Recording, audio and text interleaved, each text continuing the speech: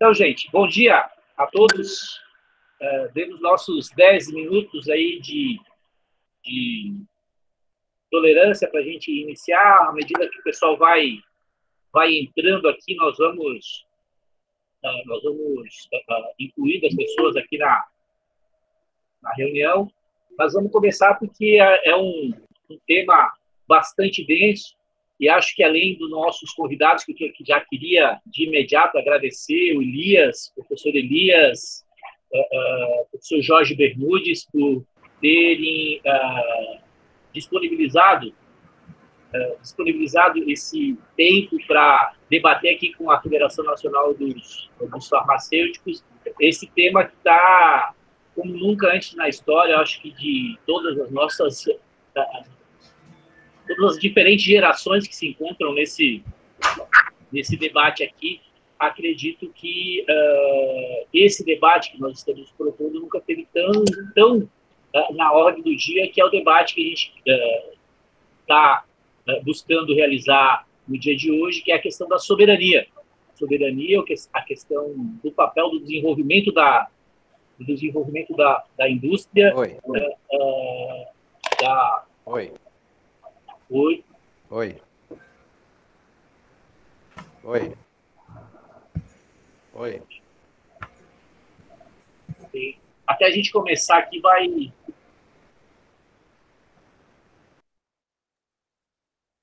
Vamos... Okay.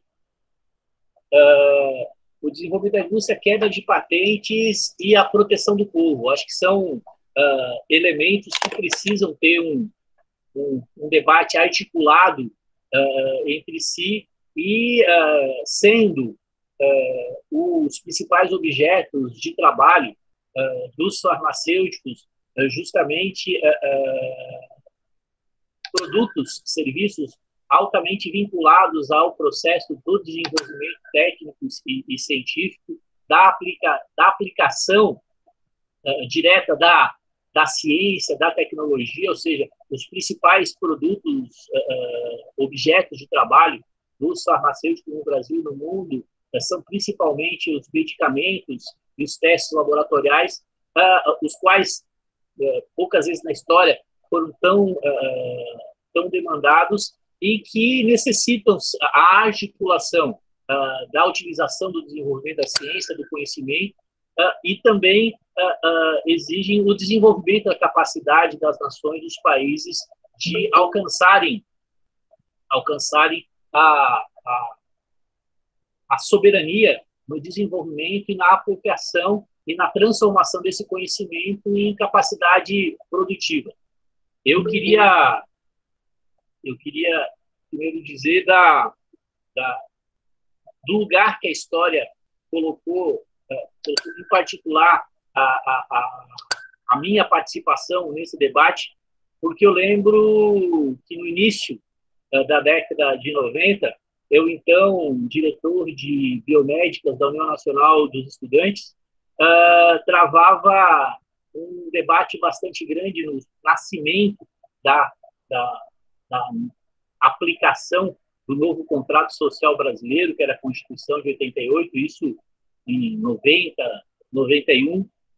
Uma das questões que, à frente da UNE, e depois, por algum tempo, entre os sindicatos dos farmacêuticos, um debate muito importante que nós tratávamos na época era a construção de uma nação de fato soberana, independente, onde o debate sobre a propriedade intelectual, a patentes, particularmente nessa área que nós farmacêuticos atuamos, tinha uma ação bastante grande. Travamos uma grande batalha em torno do Fórum Nacional pela Liberdade do Uso do Conhecimento, onde já apresentávamos alguns elementos de reflexão a respeito do papel do conhecimento, da ciência, do desenvolvimento científico e tecnológico, da importância da soberania, da capacidade das nações definirem, aplicarem a ciência.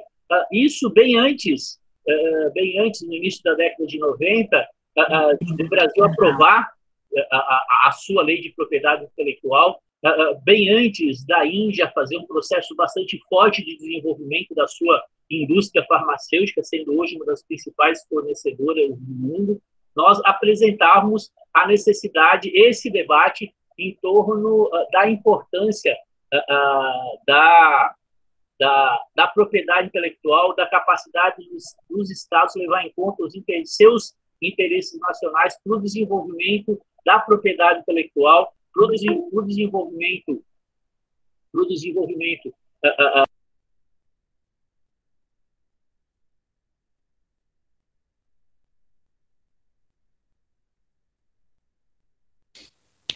Ronald, verifica o teu microfone. Não te ouvimos. Agora, ouve? Ok. Agora, então, até onde vocês ouviram? Desculpa. Vocês estavam ouvindo, falando?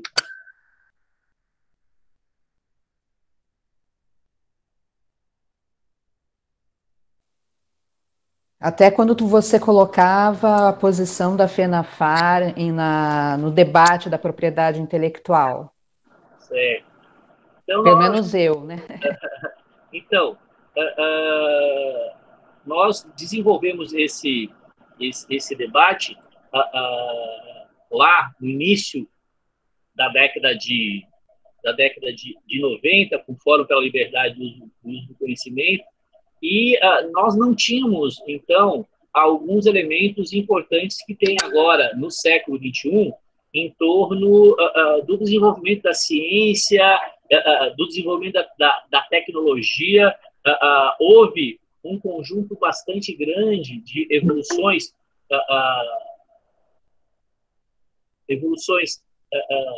da ciência, certo? E que trouxe para o centro do debate algumas reflexões fundamentais para esse momento da história e aguçado, amplificado muitas vezes pela crise sanitária que se instalou no planeta com a pandemia. Evolução que traz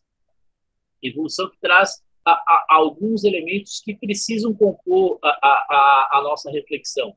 O principal deles é o processo de evolução das forças produtivas na sociedade, levando em conta a convergência tecnológica, levando em conta o encontro entre o byte, entre o gene, entre o conhecimento, entre os dados, entre a nanotecnologia, ou seja, um conjunto de elementos que se encontram e colocam no centro do desenvolvimento dos diferentes processos produtivos, mas que não afastam, certo? Não afastam ou não tiram da centralidade o trabalho, não tiram da centralidade a propriedade, não tiram da centralidade a necessidade do desenvolvimento tecnológico industrial e o papel dos estados no enfrentamento de uma crise como nós vivemos hoje, que não é apenas uma crise sanitária, é uma crise econômica, é uma crise política, certo? E que essa discussão em torno da questão da propriedade do conhecimento, o enfrentamento aos monopólios privados que dominam o mundo e que se associam ao capital financeiro, é fundamental compreender para encontrar as respostas e encontrar as possibilidades de que os arranjos contratuais, por exemplo, que o Brasil desenvolveu em torno do seu sistema de saúde, em torno da sua contratação social que coloca a soberania como um elemento importante, consiga, ao fim e ao cabo, dar conta de enfrentar o problema que está aqui colocado. Porque tentam apresentar para o debate, para as disputas de narrativas, que as soluções são individuais, que as soluções podem partir do mercado, que a competição é a melhor forma de enfrentar os problemas que vão na contramão do que a gente assiste, vão na contramão da possibilidade de solução para a crise, tanto sanitária, quanto econômica, quanto política que a gente vive hoje no planeta. E ao longo desses últimos 30 30 e poucos anos, aquela direção que nós utilizávamos a respeito, no início da década de 90, da liberdade do uso do conhecimento, do fortalecimento dos Estados nacionais, do fortalecimento da capacidade do Estado intervir e se responsabilizar por um conjunto importante de políticas, ele vem se desenvolvendo ao longo dos últimos anos um processo que, associado ao reconhecimento do monopólio, no caso das patentes, principalmente no setor farmacêutico e em outros setores, colocar uma total e completa dependência do nosso país, de muitas nações no mundo, a outros países, a outras estruturas estatais ou privadas que desenvolveram essa capacidade de aplicar a ciência em enfrentamento dos problemas que a convivência e o desenvolvimento da humanidade se apresenta. Alguns desenhos, principalmente na parte oriental do planeta, têm conseguido apresentar algumas soluções, mas o desenho de como utilizar, como aplicar a ciência da contratação social no Ocidente demonstra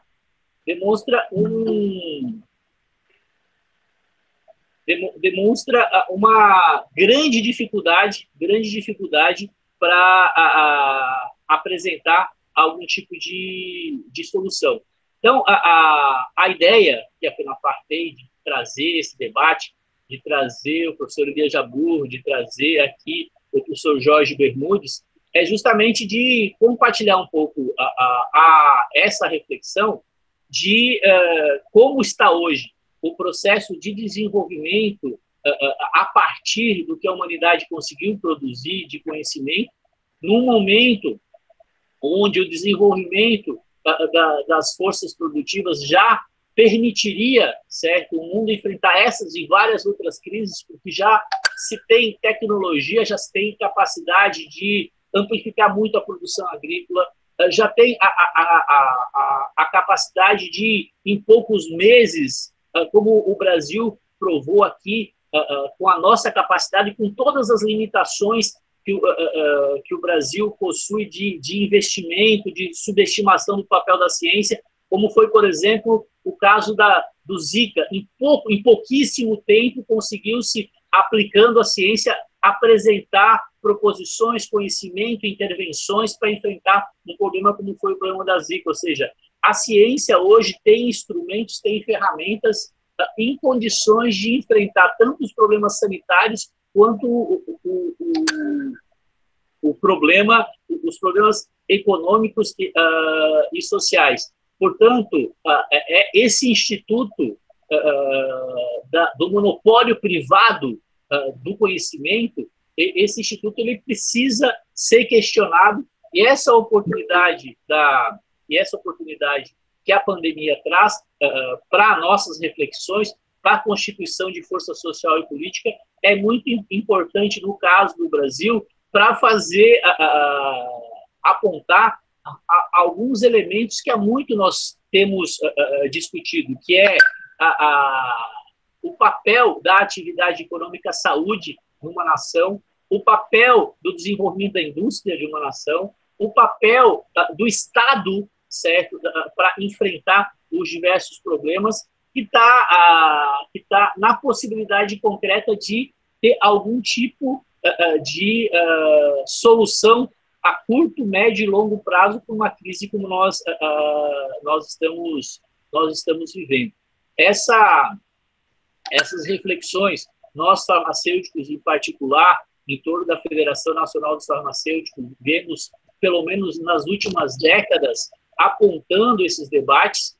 Nós conseguimos, em torno desse produto, desse insumo chamado medicamento, travar, nas últimas 2 décadas, um bom debate com a sociedade brasileira. Conseguimos algumas vitórias importantes, como o estabelecimento da farmácia como estabelecimento de saúde, ou seja, a contratação em lei como farmácia estabelecimento de saúde, a construção ao longo desses últimos 20 anos do entendimento de que medicamento não é uma mercadoria qualquer, é um insumo garantidor de direito, portanto tem que ser objeto de políticas públicas, mas esse debate talvez seja um debate mais central, que é a questão do monopólio privado do conhecimento e da aplicação e da exploração dessas tecnologias, talvez seja um dos elementos que esse momento a conjuntura nos permite fazer um bom debate. A deputada Jandira Fegali e o deputado Alexandre Padilha apresentaram no Congresso Nacional agora essa semana um projeto de lei permitindo a quebra de patentes, o licenciamento compulsório. Acho que essa, como outras medidas, como as medidas econômicas da renda mínima, o questionamento da política econômica de austeridade, é uma oportunidade de formatar, construir nesse momento o lastro político para essa direção. Por isso que, para alguns, esse debate sobre propriedade intelectual, sobre patente, sobre desenvolvimento da indústria, é um debate que parece estar distante das intervenções necessárias para uma crise sanitária que nós estamos vivendo, quando, na compreensão da Federação Nacional de Farmacêuticos, muito pelo contrário, é uma oportunidade que a vida está trazendo, o quanto acertada estava as proposições de enfrentamento, de desenvolvimento, da aplicação da ciência numa nação com as dimensões do Brasil, e que precisa articular políticas públicas, precisa articular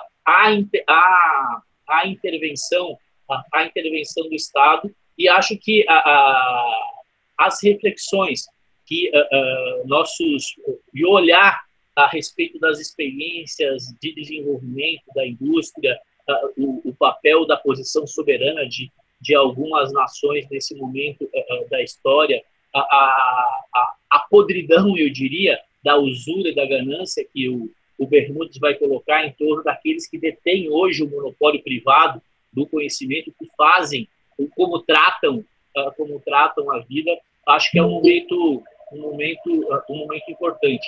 Nós vivemos definitivamente uma grande batalha entre os defensores da vida e os defensores da morte. Essa é a grande batalha nesse nosso tempo. E os defensores da morte querem ter na sua mão, no monopólio privado, o conhecimento, a ciência, a capacidade de intervir. Só que o que acontece no Brasil e no mundo, por compor as diferentes culturas, um dos elementos centrais que a maioria praticamente todas as culturas do mundo tem um valor absoluto, é a defesa da vida. Portanto, hoje, no Brasil e no mundo, a defesa dos monopólios privados, seja eles qual for, que significa colocar o lucro, a ganância em torno da vida das pessoas, eu acho que ele está bastante fragilizado, e acredito que seja um momento de discutir, de refletir, no certo, como podemos propor contratações sociais que possam impactar diretamente na forma como se produz as coisas, como se oferece as coisas para o povo, entre elas medicamentos, insumos, produtos que são fundamentais para esse combate que a vida nos colocou agora no início do século XXI para enfrentar essa pandemia. Eram um pouco essas reflexões, já falei bastante tempo aqui a respeito do espírito desse debate, a respeito da pauta que nós nos propomos, a discussão da soberania, do desenvolvimento da indústria e da quebra de patentes e da proteção do povo, a proteção do povo sendo como um dos elementos centrais. Aí, quando falo povo trabalhador, que é aqueles que, de fato, fazem e que, nesse momento da história, também se provou que é aqueles que fazem, de fato, o mundo girar, a riqueza ser produzida, a grande parte ou quase a totalidade da parte das soluções dos problemas que a natureza coloca para que o homem e a mulher possam se desenvolver. É um pouco essas as reflexões. Vou passar já de imediato aqui a palavra para o Elias, também para trazer um pouco as suas reflexões, depois para o Bermudes. Aí as pessoas que queiram fazer o uso da palavra depois da fala do Bermudes, pode se inscrever pelo chat, certo, gente? Elias, contigo.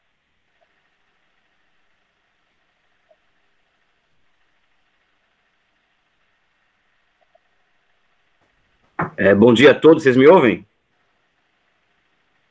Sim, Elias, te ouvimos. Te ouvimos. Tá, deixa eu começar aqui primeiro agradecer a FENAFAR pelo convite para conversar, porque eu acho que a FENAFAR é uma das únicas instituições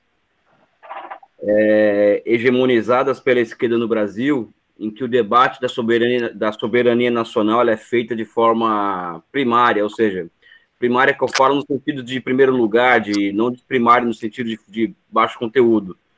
Então, eu queria saudar vocês e parabenizá-los por essa bandeira histórica da soberania, que vocês levantam até mais do que, eu digo aí, 90% das entidades em que nós somos hegemônicos, né, esquerda em geral, não somente, no meu caso, o meu partido, de muitos aqui, o PCdoB, né? Então, vou ficar muito à vontade para falar de algumas opiniões aqui, inclusive polêmicas, né, até porque eu não gosto de fugir dessas polêmicas e acho que algumas delas, a maioria delas, são muito necessárias. A primeira delas é de que o próprio ministro Mandetta, ele assumir, por exemplo, de que existe uma questão de soberania envolvendo essa questão dos equipamentos médicos, ele deveria ser enfrentado, né? Então, acho que ele... Liga a tua câmera. A minha câmera? Isso. O povo te vê. Estão me vendo? A minha câmera está ligada, não está, não? Eu não estou te vendo. O povo está vendo, Elias? Só eu. Pode tocar aí, Elias. É só eu que não estou te vendo. Pode tocar. Eu acho que ele levanta a bola para nós batermos, e principalmente a FENAFAR, de que agora existe, por exemplo, artigos nos periódicos do centro do sistema, na Inglaterra e nos Estados Unidos, e falso engano no Washington Post, dizendo o seguinte: olha, existe um problema global e a solução ela é global, né? Então, essa é a narrativa, por exemplo, que os Estados Unidos vão querer sustentar durante a crise, para que mesmo durante essa crise, o status quo internacional, que divide nações entre nações industrializadas e nações repassadoras de matérias-primas, elas não sejam colocadas em questão. Então, esse discurso de que problemas globais demandam soluções globais, que grande parte da esquerda acredita nisso, por exemplo, eu acho que nós temos que enfrentar isso a partir da discussão do seguinte: grandes questões globais demandam estados soberanos para poder enfrentar essas questões. Estados fracos não conseguem enfrentar grandes questões globais. Então, acho que essa é a questão fundamental. E um outro ponto inicial de debate que eu queria colocar é que falta a nós, e acho que essa crise, eu acho que ela nos traz essa oportunidade. Eu acho que falta à esquerda brasileira dois pontos fundamentais para poder enfrentar esse debate nacional. Primeiro, uma boa narrativa política, né? A esquerda brasileira, ela tem sido porta-voz.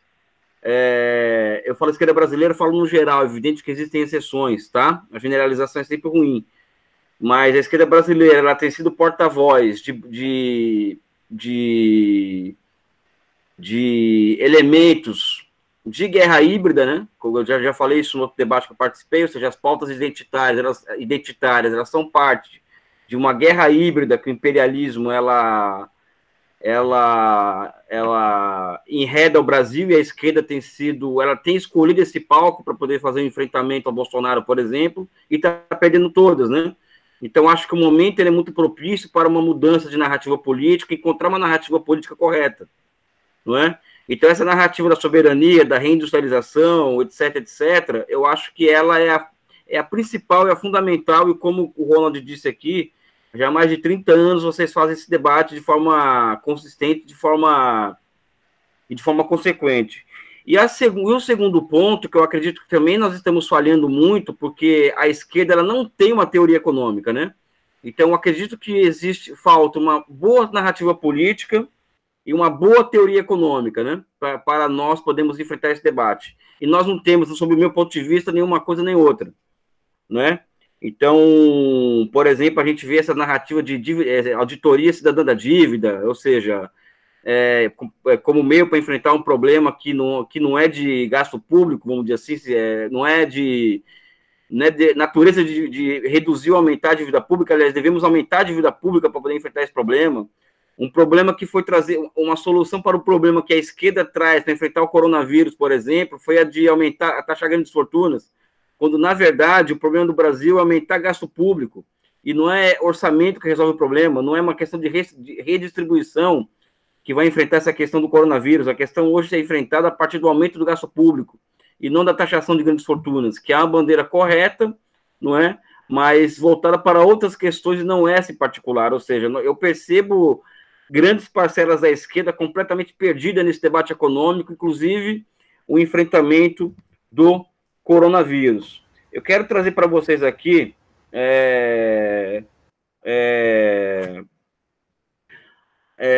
um negócio que é o seguinte: os neoliberais, com essa crise do coronavírus, eles perdem o que chamam aí, até um termo bem, eu acho, fascistoide, né, que é o lugar de fala, né, que os neoliberais perderam o lugar de fala, tá? Então, o primeiro mito que está se quebrando, o mito do Estado mínimo, ou seja, em todos os lugares do mundo que estão conseguindo enfrentar esse problema, o Estado ele é máximo, ou seja, Estados Unidos está tendo Estado máximo agora, inclusive com propostas de intervenção estatal em empresas privadas. A China, não vou comentar porque todo mundo já sabe, a Espanha está estatizando empresas, e por aí vai. Ou seja, o mito do Estado mínimo, por exemplo, ele está sendo devidamente quebrado nesse momento. O segundo mito, que ainda não foi quebrado porque não foi derrubado em nível institucional, que é o teto de gastos, não é? Esse é um mito que se relaciona diretamente com o terceiro mito, que é de que acabou o dinheiro. Até 3 semanas atrás, qualquer coisa que se pedia, a conversa era o seguinte: olha, acabou o dinheiro. Então, acho que essa crise, ao retirar o lugar de... Repito, lugar de fala é um conceito meio fascistóide, na minha opinião. Mas eu vou dar uma licença, usar da licença poética para poder enfrentar essa questão. Então, esses 3 mitos, eles são quebrados. Então, eu quero elencar aqui para o debate 10 pontos aqui que eu acho que nós devemos colocar como bandeiras nossas a partir de agora, uma opinião minha. Primeiro, é preciso largar o dogmatismo fiscal e rasgar a fantasia neoliberal. Temos que esquecer esse papo de que não tem dinheiro, de que o Estado está falido, ou seja, isso é mentira, tem dinheiro, tá? A segunda coisa que deve ser colocada, isso em nível imediato, nível estratégico, é a reindustrialização do país.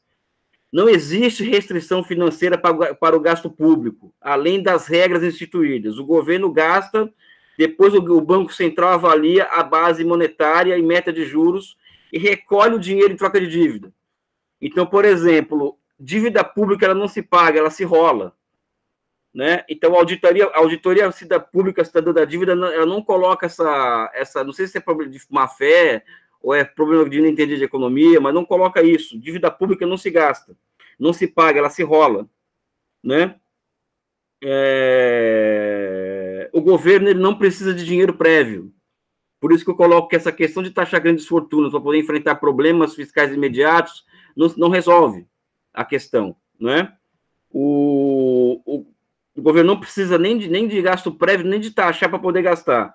O terceiro ponto que eu quero colocar aqui, que eu acho que são questões que são mais simples e são pequenas bandeiras que a gente, ao estudar cada uma delas, a gente vai poder enfrentar esse debate. A terceira, quem ganha e quem perde. Eu acredito que qualquer gasto público ele é redistributivo, tá? Então, se o Estado garantir renda para os mais pobres, dinheiro para a saúde, e para que o sistema econômico não colapse, uns ganham mais do que os outros, mas ao evitar um caos social, a sociedade como um todo sai ganhando, tá? Então, eu acredito que nós não devemos cair nessa casca de banana de que, olha, vai gastar muito agora, depois vai chegar a conta, que é o que o Mansueto Almeida, que é o secretário do Tesouro, está falando, ou seja, vamos gastar e tal, mas vai chegar a conta. Ontem o Marcos Lisboa fez um artigo na Folha de São Paulo dizendo que os governadores e os prefeitos estão querendo aproveitar esse momento para aumentar a farra de gasto, ou seja, é um discurso tão primário em economia esses, que nem os neoliberais, aliás, uma das características dos neoliberais brasileiros é esse, né? Eu faço parte de um grupo de WhatsApp que participam vários economistas norte-americanos ortodoxos, né? E mesmo entre os ortodoxos norte-americanos, essa discussão do gasto público, eles já superaram isso, eles já assumem há mais de 10 anos de que a moeda ela pode ser neutra no curto prazo, por exemplo, ou seja, o Estado ele pode gastar para poder enfrentar uma crise, tá? Já no Brasil, os neoliberais, eles são tão incultos que eles não conseguem, inclusive, perceber que existe um consenso entre ortodoxos e heterodoxos, que quando a coisa chega no fundo do poço, o Estado tem que salvar. Ou seja, é um consenso, não é que todos viraram keynesianos a partir de um momento, não. É que existe um consenso entre ortodoxos e heterodoxos, isso há 30, 40, 50, 60 anos, de que as coisas funcionam dessa forma. Quando afunda, o Estado entra. Aliás, esse seria um dos papéis do Estado, segundo os próprios economistas neoliberais cultos, né? Agora, respondendo essa questão que os neoliberais colocam, vocês podem perceber que eu coloco o alvo nos neoliberais, né? Eu acho que tem que ser esse o nosso alvo. O que vai acontecer se a dívida pública subir 10% do PIB? Um caos social? Não é? Evidente que não. Evidente que não. Tá? O que vai acontecer é um caos social se o governo gastar agora, não gastar agora. Acho que esse que é o X da questão, tá? Eu já falei aqui que dívida pública não se paga, ela se rola, né? Ou seja, então o aumento da dívida ela não precisa ser revertido em seguida. Aliás, o padrão de comportamento das dívidas soberanas mostra exatamente isso. Ainda mais dívida soberana é dívida na própria moeda, né? E já estão, vocês veem como são as coisas, já estão imaginando o tamanho do ajuste fiscal que vai vir depois dessa crise do coronavírus, né? Se nós entrarmos nessa, nós vamos estar ajudando no desastre que vai vir, que pode vir depois da crise do coronavírus, porque essa crise ela vai passar, tá?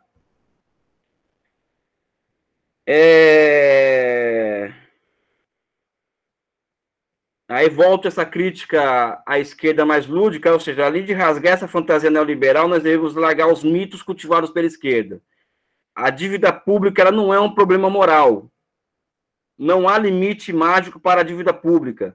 Dar calote na dívida de moeda nacional não faz sentido nenhum, tá?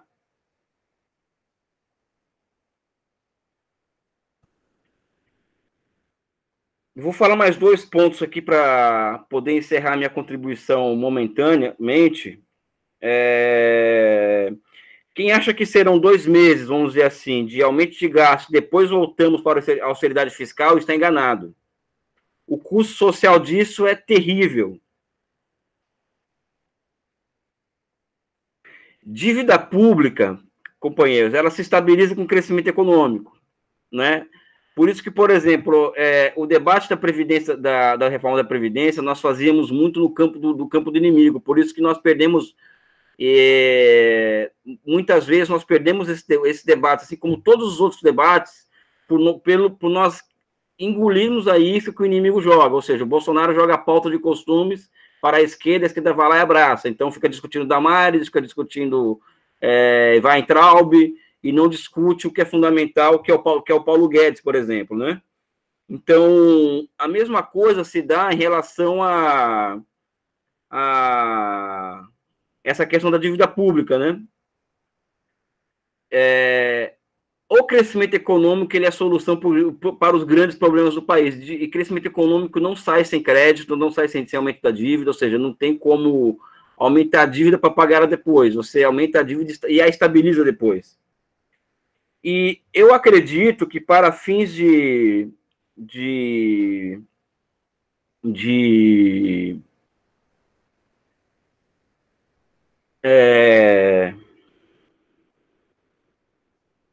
também estratégicos, eu acho o seguinte, 2008, 2009, aconteceu o seguinte, o Brasil ele tinha uma dominância do seguinte, de que a emissão monetária, o Brasil e o mundo, também muita gente acreditava nisso, né?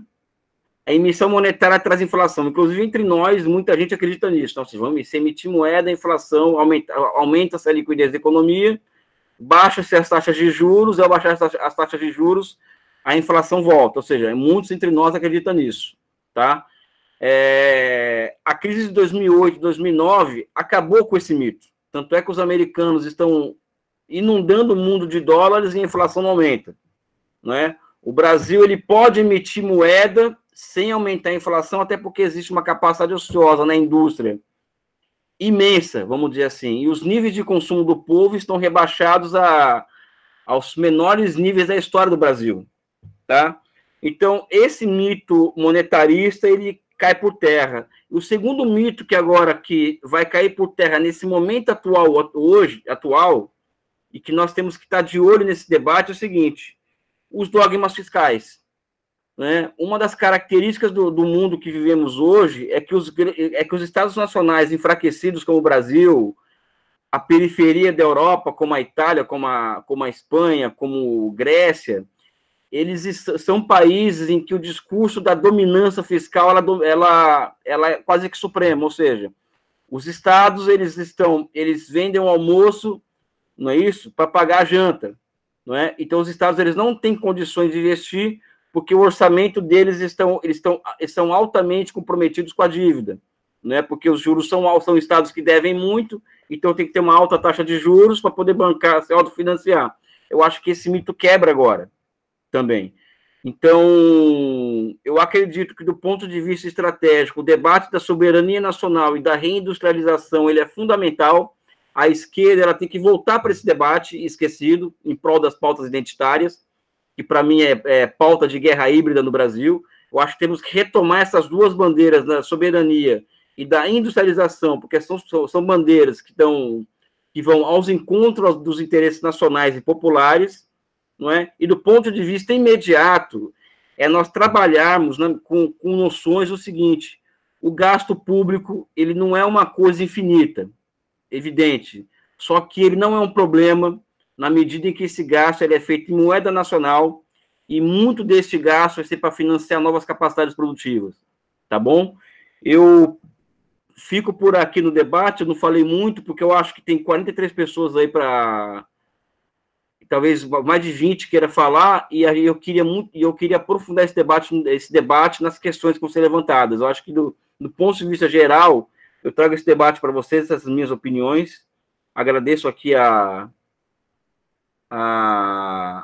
o espaço que vocês concederam a mim. Um forte abraço. Valeu. Obrigado, muito obrigado, viu, Elias? Valeu mesmo a sua contribuição. Eu sei que muita gente já está afiada, com vontade de entrar no debate, mas vamos passar já de imediato para o professor Bermudes, depois a gente abre. Lembrando que as inscrições podem ser feitas pelo chat, ok? Bermudes, contigo. Obrigado, Ronald. Primeiro, eu quero ressaltar que é um privilégio estar participando nesse debate promovido pela FENAFAR. Como já o Elias ressaltou, sempre atuante e sempre na frente das questões mais relevantes e estratégicas de saúde pública, saúde global, ciência e tecnologia, assistência farmacêutica. Depois dessa parceria com Ronald e Elias, para nós certamente vai nos enriquecer e nutrir para a luta que estamos enfrentando, tanto no campo democrático como no campo da saúde. Nosso lema, saúde, democracia é saúde. E deve lembrar sempre que é Dia Mundial da Saúde, de maneira que esse debate pode se situar na Semana da Saúde no Brasil, que pensa e que está repetindo. Ronald, tua atuação à frente da FENAFAR e também o tempo que você esteve no Conselho Nacional de Saúde sempre foram exemplares para aqueles que lutam politicamente, partidariamente ou institucionalmente por um Brasil melhor, mais solidário e eliminando essa enorme inequidade que nos domina e que hoje vemos ainda mais sendo fomentada pela cúpula ultraliberal que nos governa. O título desse debate é Soberania, desenvolver a indústria, quebrar patentes, proteger o povo. Em relação à soberania, todos nós sabemos que um país, e o Elias já falou muito disso, o Estado máximo, um país se torna soberano ao se livrar e direciona suas políticas com atenção às necessidades das populações, frisando aqueles grupos populações mais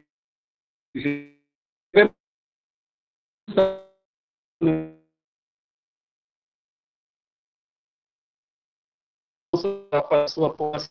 Então, esses são os dois extremos. Berrudes está cortando o seu som. Berrudes, e no meio temos a questão... O seu som está cortando. Vê se é alguma coisa aí no seu link. Olha.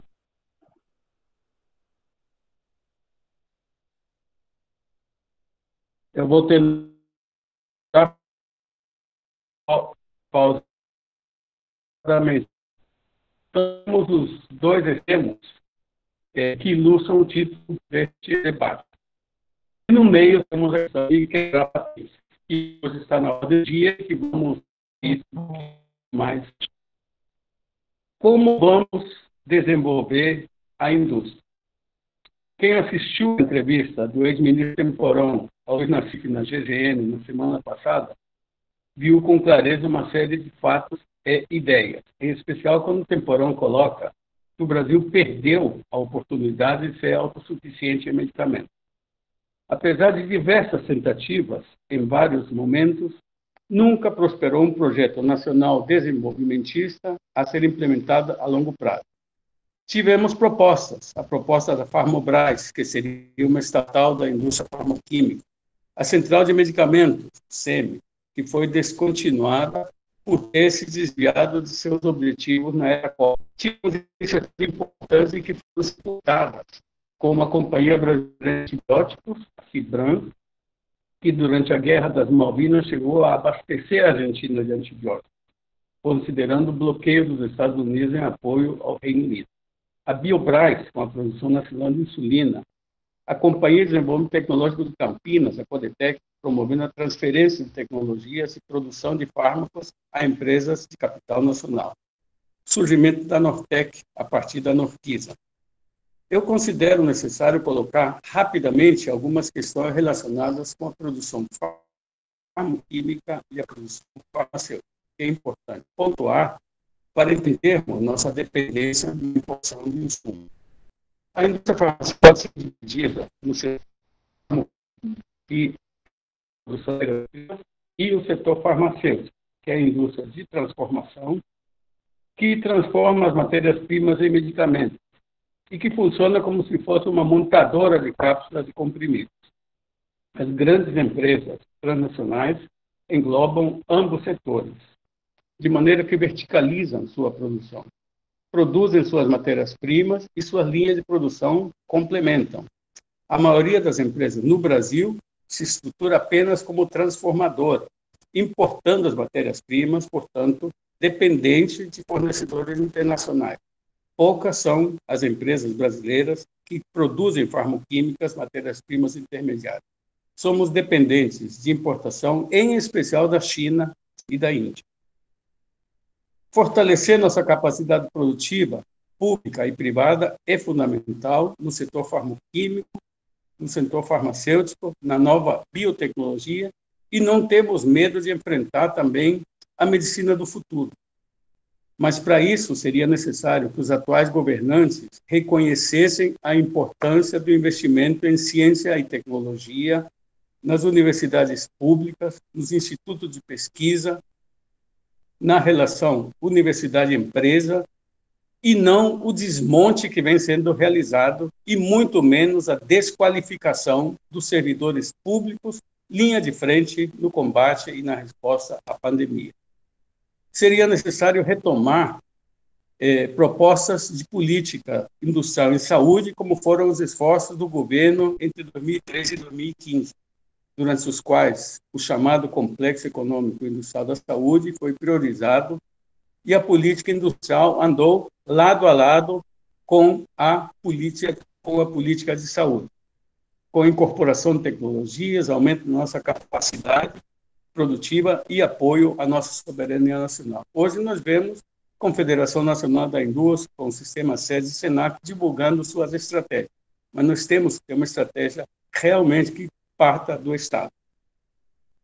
Nossa capacidade de resposta nesse mundo globalizado vai muito além de nossa atuação interna.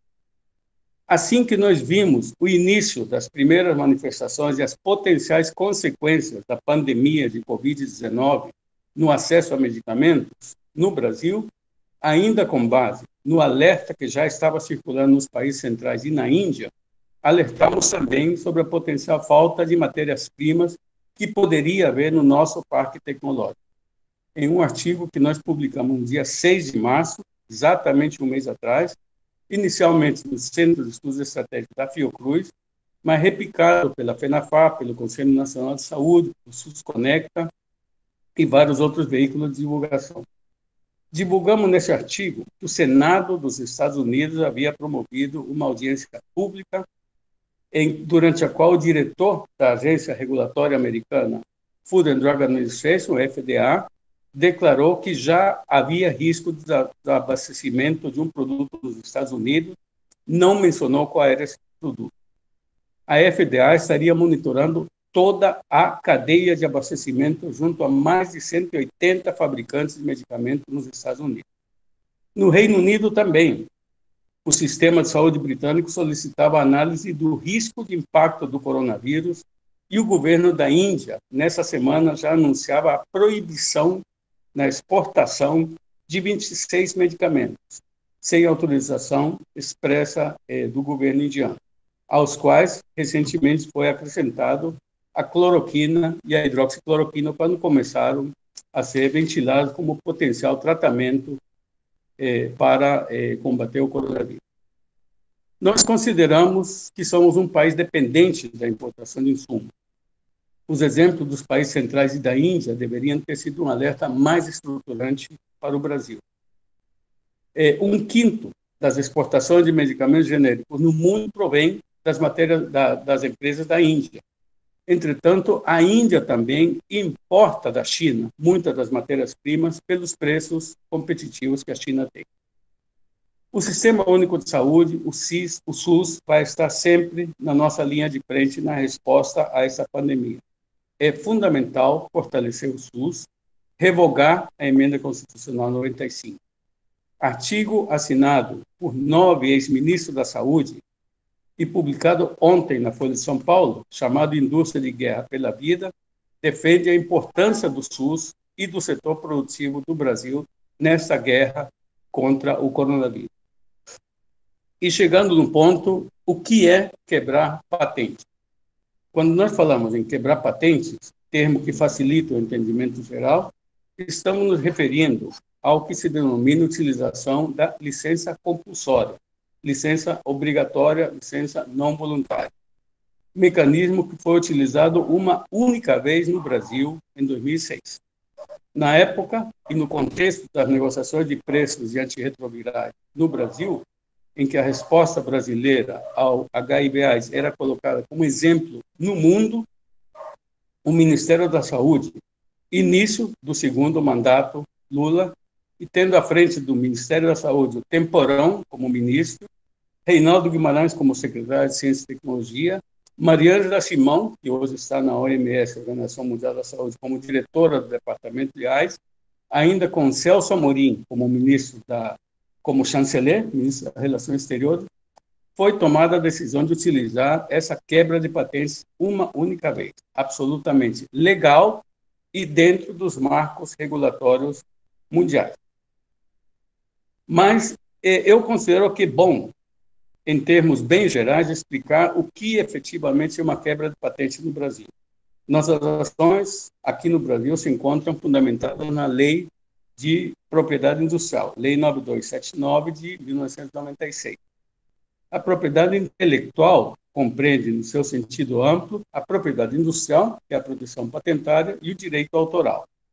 Sabemos que essa lei foi aprovada no Brasil no contexto de fortes pressões do Departamento de Comércio dos Estados Unidos e foi respaldada pelo Acordo TRIPS da Organização Mundial do Comércio. Consideramos que, ao mesmo tempo em que o Brasil aprovou e assinou as obrigações, também assinou seu direito de utilizar todas as flexibilidades contidas no Acordo TRIPS. Ao mesmo tempo, nós vemos hoje, temos que considerar a transição dos Objetivos de Desenvolvimento do Milênio para a Agenda 2030 e os Objetivos de Desenvolvimento Sustentável, em que a questão da saúde e, consequentemente, o acesso a medicamentos ocupa lugar de destaque na meta de assegurar saúde como prioridade em todas as idades. E temos também que considerar o que aprendemos, o que avançamos, o que ainda está por ser implementado no recente painel de alto nível do secretário-geral das Nações Unidas no acesso a medicamentos, com uma série de recomendações. O principal avanço que nós consideramos nesse relatório é o fato de verificar que o acesso a medicamentos não mais representa hoje um problema apenas para países de baixa ou de média renda, mas se constitui um problema de âmbito mundial. Mesmo nos países de renda alta, os novos produtos, como podemos mencionar os antivirais para tratamento de hepatite C, novos produtos para o câncer, entre outros, passam a representar a impossibilidade dos respectivos sistemas de saúde arcarem com os elevados preços decorrentes do monopólio com que esses produtos são lançados pela proteção patentária. Essa falta de acesso já vinha sendo levantada pela Organização Mundial da Saúde, mas era sempre direcionada a países de renda baixa ou média. O relatório mostra claramente que hoje a barreira da propriedade intelectual nos coloca a países ricos e pobres no mesmo patamar. Uma das nossas maiores preocupações e limitantes para o acesso a novos produtos são os monopólios gerados no lançamento dos mesmos, impedindo a competição pelas patentes ou solicitadas ou deferidas, ou mais grave ainda, pela expectativa da patente, por causa do chamado agora em patentes nossos, não apenas no Brasil, nos nossos institutos de propriedade industrial. Dessa maneira, estamos chamando a atenção para as barreiras ao acesso, a barreira da propriedade intelectual, barreira regulatória, barreira que nossos países precisam enfrentar e que demandam ações de governo, entre as quais mencionamos incorporação tecnológica, os protocolos clínicos, diretrizes terapêuticas, utilização do poder de compra do governo, as negociações conjuntas e as compras governamentais. O direito de nossos países de utilizar as flexibilidades, entre as quais a licença compulsória ou quebra de patente, devem, tal como explicitado no relatório do painel de alto nível do secretário-geral das Nações Unidas, ser uma prerrogativa que respeite nossas soberanias e que não seja alvo de ameaças e de retaliações por parte de países ou por parte de empresas farmacêuticas capital nacional. É muito clara a recomendação de que os países promovam legislações que possam utilizar essa flexibilidade. É nesse espírito que temos que enfrentar as barreiras patentárias diante da pandemia Covid-19. E nesse espírito falamos em que países não aceitamos monopólios ou preços exclusivos para produtos que podem salvar vidas. O Instituto Nacional da Propriedade Industrial, o INPI, acaba de lançar o site Covid-19 Observatório Coronavírus. Nesse observatório, eles pela Anvisa,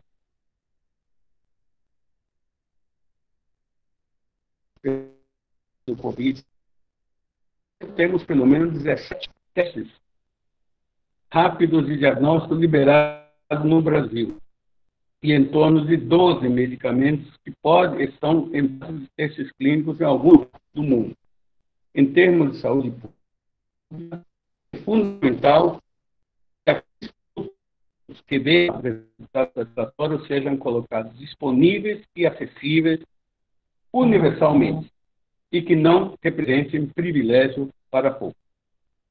O clínico que vem sendo implementado, lançado pela Organização Mundial da Saúde em março, é o denominado Solidaridade, que vai estudar 4 braços diferentes em mais de 50 países, incluindo o Brasil. Vai estudar o Remdesivir, que é um medicamento lançado pela Gilead inicialmente para a ebola, vai a cloroquina e a hidroxicloroquina, que é um antimalárico utilizado também em reumatoide, lúpus, e que se alega que pode ter ação também no coronavírus, lopinavir e ritonavir, que é um antirretroviral, e o lopinavir e ritonavir associado ao interferon. E outros produtos também estão sendo ventilados. Os hospitais de São Paulo, Einstein e o Sírio, junto com o Hospital das Clínicas, estão estudando a resposta ao plasma humano de pacientes que recuperaram o coronavírus. Entretanto, como já foi colocado pelo Ronald no início, vejam a cobiça da indústria farmacêutica. Um dos produtos que vai ser estudado nesse estudo da OMS é o Remdesivir. Do pool de Gilead para esse produto em pelo menos 70 países, incluindo o Brasil. De maneira que quer gerar monopólio para poder impor seu preço. Bermudes. Essa é a barreira que temos que enfrentar. Oi? Sim. Tenta entrar. Diga, está falhando muito. Tenta entrar, sair e entrar de novo. Vê se a gente consegue melhorar o teu som, que está cortando muito. Espera aí, então eu vou tentar sair e voltar.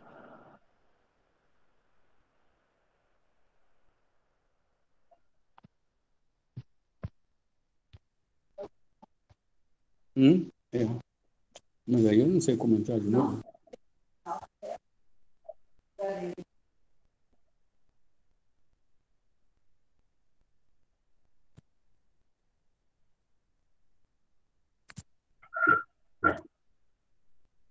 Estou aqui, melhorou, já melhorou? Oi. Vai lá, continua. Oi, melhorou? Vai lá, continua. Bom, continua. Vamos lá. Eu estou com cobiça da indústria farmacêutica, o lucro desmedido de que um produto está sendo pleiteado a patente em 70 países, pelo menos no Brasil. É a barreira que nós temos. E diversos países se mobilizam para ter que as patentes sejam entradas no combate ao coronavírus. A Câmara dos Comuns no Canadá aprovou a Lei de Resposta de Emergência ao Covid-19 e altera a Lei de Patentes, permitindo licenças compulsórias automáticas para otimizar a resposta à pandemia. A Câmara dos Deputados do Chile aprovou resolução para concessão de licenças não voluntárias relacionadas com o Covid-19. A Assembleia Nacional do Equador aprovou resolução solicitando ao Ministério da Saúde emissão de licença compulsória para patentes relacionadas com o coronavírus. E nós também temos que nos preparar para impedir monopólios e assegurar acesso a todos os produtos que possam ajudar no combate ao coronavírus. Como o Ronald mencionou, na segunda-feira passada, 30 de março, Jandira Fegali protocolou na Câmara dos Deputados o requerimento 268/2020 e o projeto de lei 1184/2020, requerendo ao Ministério da Saúde medidas para garantir licenças compulsórias para prevenção, tratamento e cura de coronavírus e declarando as mesmas durante o estado de emergência. Na mesma semana, o deputado Alexandre Padilha também protocolou outro projeto de lei alterando a Lei de Propriedade Industrial para permitir licença compulsória nos casos de emergência nacional. da discussão entre os dois gabinetes, da Jandira e do Alexandre Padilha, e no âmbito da Comissão Externa para Ações Preventivas Coronavírus no Brasil, foi protocolado na sexta-feira passada, 3 de abril, o projeto de lei 1462 de 2020, submetido assinado por 11 deputados de vários partidos políticos, alterando o artigo 71 da Lei de Propriedade Industrial para permitir que a declaração de emergência de saúde pública de importância internacional pela Organização Mundial da Saúde ou a declaração de emergência pelas autoridades nacionais seja suficiente para a emissão automática de licenças compulsórias para todos os pedidos de patentes ou para as patentes vigentes de tecnologias utilizadas no enfrentamento da emergência. Esse representa um grande passo e esperamos que o Congresso Nacional seja sensível nesse sentido e nesse movimento para realmente assegurar acesso de todo mundo e não um privilégio para poucos. Estamos na expectativa também do apoio do Conselho Nacional de Saúde, cujas comissões intersetoriais receberam o projeto de lei para apreciação, tal a importância política do mesmo. O diretor da Organização Mundial da Saúde recebeu uma carta originada pelo presidente da Costa Rica, endossada por uma série de organizações da sociedade civil no mundo inteiro, inclusive aqui no Brasil, pela International Law Association, Associação Internacional de Lei, e por cientistas, pesquisadores e personalidades também do mundo inteiro, solicitando o estabelecimento de um mecanismo global para direitos nos dados, conhecimento e tecnologias utilizados na prevenção, detecção e tratamento do Covid-19. Seria ou será um instrumento valiosíssimo para compartilhamento de informação e celeridade na produção e acesso à tecnologia. Como proteger o povo? Mais SUS, menos coronavírus. Diversas medidas vêm sendo propostas e que já foram mencionadas, mantendo a distância social, o isolamento, evitando aglomerações, aumentando nossa capacidade de detecção com mais kits diagnósticos, medidas aprovadas no Congresso, incluindo a renda mínima emergencial e a proteção da população desempregada ou com emprego informal ou a população mais vulnerável. A atenção básica, ao contrário das medidas adotadas recentemente, e a proteção adequada dos profissionais de saúde tem que ser um imperativo no nosso compromisso com as populações mais vulneráveis. O projeto de lei 1543 de 2020, submetido pela deputada Alice Portugal, única farmacêutica, aliás, na Câmara dos Deputados, isso é bom lembrar sempre, proíbe reajustes e suspensão de planos de saúde durante a pandemia. Eu considero, então, fechando, que minhas colocações deixam claro que temos muito ainda pela frente e temos que assumir nossos compromissos sociais com a melhoria das condições de saúde de nossas populações e a luta contra as inequidades presentes no Brasil. Eu acho que esse debate aqui nos mostra claramente que temos um caminho para frente, temos lutado muito e temos que persistir sempre. Então, fecho aqui. Obrigado, Ronald. Volta a palavra para o nosso moderador, Ronald, e vou desligar o microfone. Muito bem. Obrigado, Bermudes. Bastante luz para o nosso debate, um pouco a síntese das construções de debate que nós temos acumulado ao longo do último período. E acho para compartilhar o entendimento e o quanto, nesse momento, é importante esse tema, que para muitos parece algo distante, mas está absolutamente associado não só com o trabalho de farmacêutico, mas com a possibilidade concreta do SUS, do Sistema Único de Saúde, desse contrato social brasileiro, ser muito mais resolutivo e também, além de servir de referência do ponto de vista da sua organização, também da sua capacidade de construir elementos de soberania para uma nação. Então, agradecer muito a contribuição do Bermudes e dizer que está aberto as inscrições. Nós já temos um inscrito aqui, que é o Edson, e está aberto, as pessoas podem dar suas contribuições aqui pelo chat, a gente vai fazendo as inscrições para cada um das suas contribuições. A ideia é a gente fazer um bloco de perguntas, de intervenções. A gente pede para as pessoas falarem entre 3 e 5 minutos, para a gente poder ouvir o máximo possível de contribuições.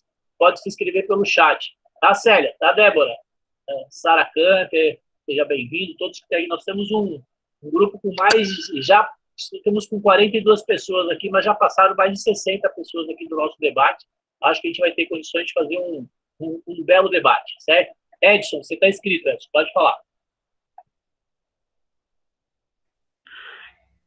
Bom dia aí, vocês estão me ouvindo? Tudo tranquilo aí, né? O Ronald, está me ouvindo? Ouvindo bem.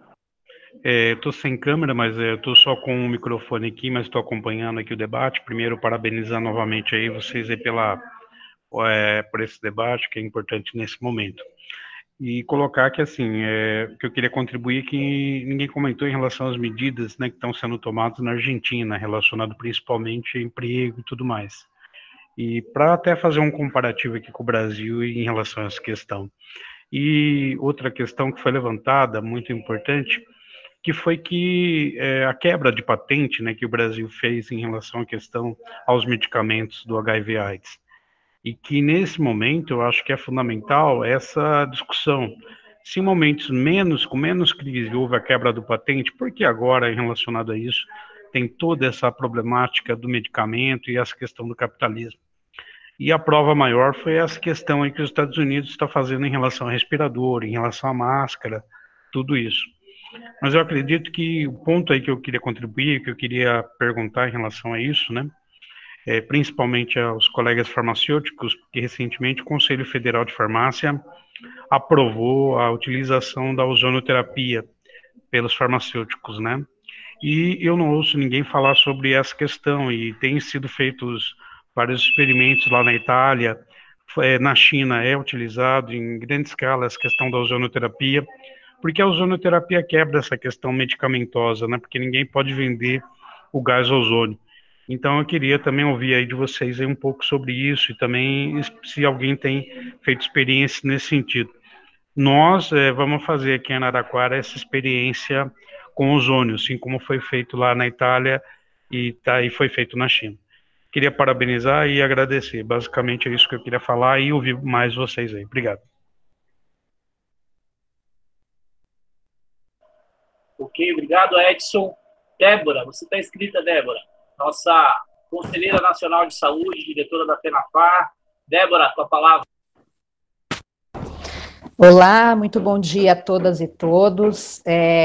Antes de qualquer coisa, eu peço desculpas, eu estou com um vizinho aqui no prédio com obras, não sei se dá para ouvir a barulheira, então, enfim, só para estar justificando.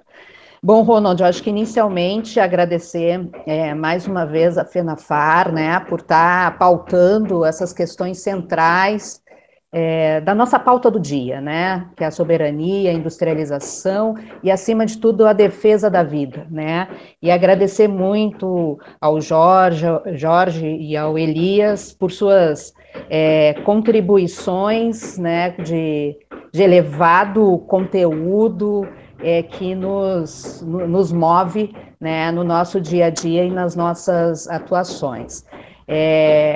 Eu queria começar dizendo que romper esse monopólio, os monopólios, de certa forma, sempre foi estratégico, em especial diante da pandemia, ela nos exige uma rápida quebra desses monopólios para a utilização de novas tecnologias, medicamentos e diagnósticos, né? Acho que Elias abordou isso também, tá no dia e para as pessoas detectarem que o melhor caminho, né, os que acreditam que o melhor caminho da diplomacia brasileira é ser aliado incondicional dos Estados Unidos, está na hora de entender que os americanos são aliados deles mesmos, né, e precisamos nos conscientizar que a soberania nacional não existe enquanto dependermos do exterior, até para os insumos dos testes de detecção do novo coronavírus, além dos fármacos e aí dos nossos medicamentos. Tem uma notícia do dia 1º de abril, que eu não acompanhei mais, e não sei se Bermudes também pode ter essa informação, que o governo brasileiro estaria destinando 50 milhões para pesquisas, né, do novo coronavírus. E aí, em termos de pesquisa, além da nossa gloriosa Fiocruz, queria também estar destacando o papel que a CONEP toma nesse momento, inclusive tem publicado diferentes boletins, né, trazendo todas as pesquisas que estão autorizadas e estão em pleno rumo aí, em prol da vida das pessoas, né. Quero também compartilhar com vocês que eu fui procurada pelo Instituto de Estudos Socioeconômicos, o INESC, que está debatendo internamente uma proposta de uma política nacional de inovação em medicamentos.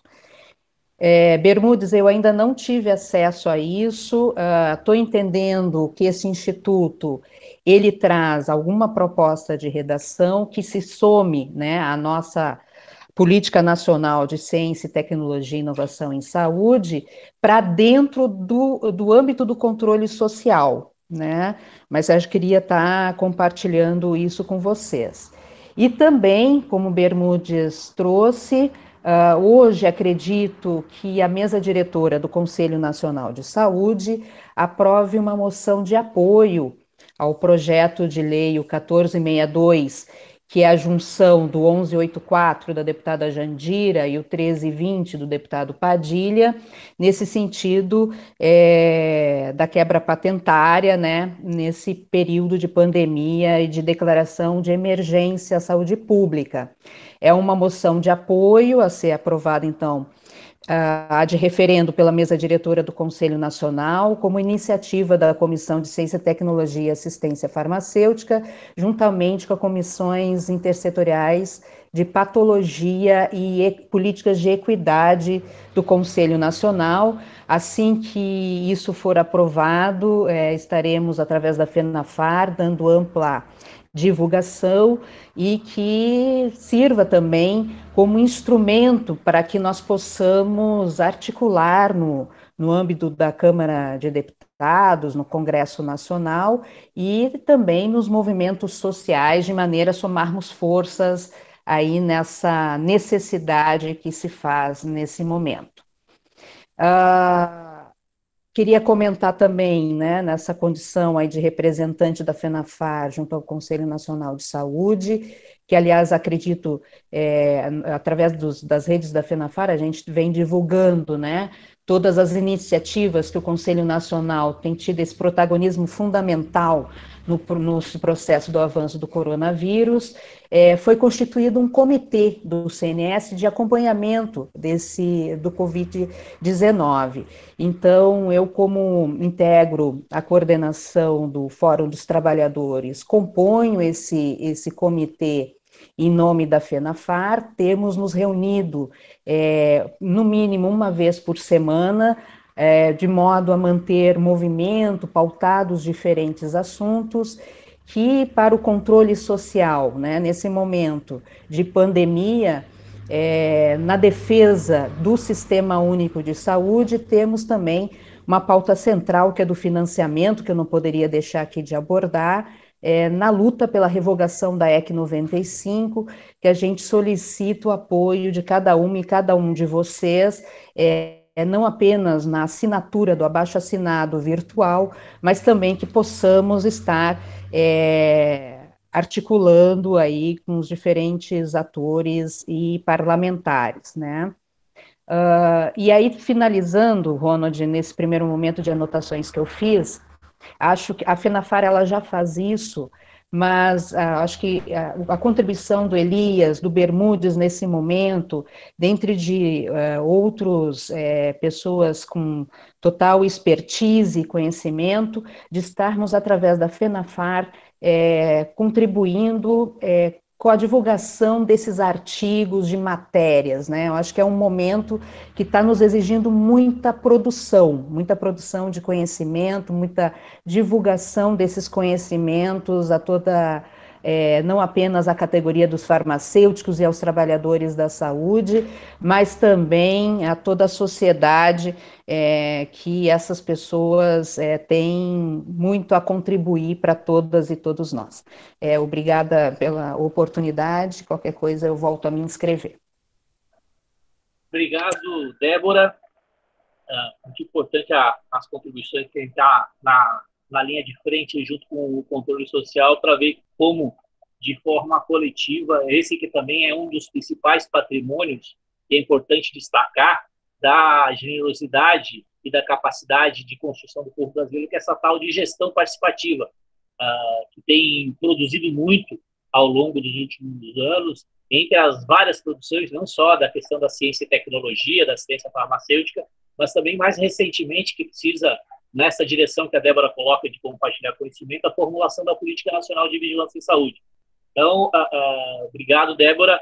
Passar agora a palavra para uma colega farmacêutica, na qual aprendi já, desde estudante, ser um grande admirador, que junto com a gente lá na década de 90, pilotou aí o Fórum Nacional pela Liberdade de Conhecimento. Dá a satisfação de participar com a gente aqui nessa nossa plenária virtual. Seja bem-vinda, Sara Canter, e a palavra está contigo, Sara.